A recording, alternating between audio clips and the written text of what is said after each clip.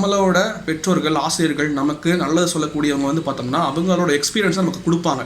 இந்த மாதிரி பண்ணாத, அந்த மாதிரி பண்ணுன்னு சொல்லிட்டு. அதுவே ஒரு லிமிட்டை தாண்டும் போது நமக்கு கஷ்டமாக இருக்கும். அப்படி ஒரு நல்ல விதமான கட்டுப்பாட்டுக்குள்ளே இருக்கிறோம் அப்படின்னா ஓரளவுக்கு நல்ல வழியில் போகிறதுக்கு, நல்ல ஒரு வளர்ச்சி அடைகிறதுக்கு வாய்ப்புகள் ரொம்ப அதிகமாக இருக்கும். ஆனால் நம்ம எல்லாருமே விரும்புகிறது வந்து பார்த்தோம்னா சுதந்திரமாக இருக்கணும். அதில் இந்த சுதந்திரமாக இருக்கிறதுக்குள்ளே வந்து பார்த்தோம்னா பயங்கரமான ரிஸ்க் இருக்குது. ஏன்னா இதில் நாம் தான் வந்து பார்த்தோம்னா எல்லா முடிவுகளும் எடுக்கணும். அதற்கு வந்து நிறையா நம்மளை பற்றியும் இந்த சமுதாயத்தை பற்றியும் தெரிஞ்சுக்க வேண்டியது ரொம்ப ரொம்ப அவசியம். அந்த தெரிஞ்சுட்டு அந்த அறிவை நம்ம மைண்டில் வச்சுக்கிறது மட்டும் இல்லாமல் அதை செயல்திறனாக மாற்றணும், பொறுமை இருக்கணும்.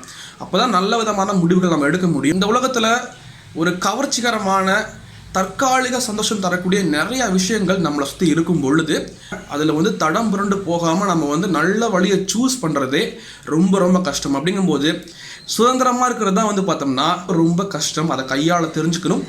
அதனால தான் வந்து நல்ல விதமான ஒரு கட்டுப்பாட்டுக்குள்ளே இருக்கிறவங்க வந்து பார்த்தோம்னா நிறைய பேர் கண்டிப்பாக வந்து வாழ்க்கையில் முன்னேறி நல்ல ஒரு நிலைமையில் இருப்பாங்க.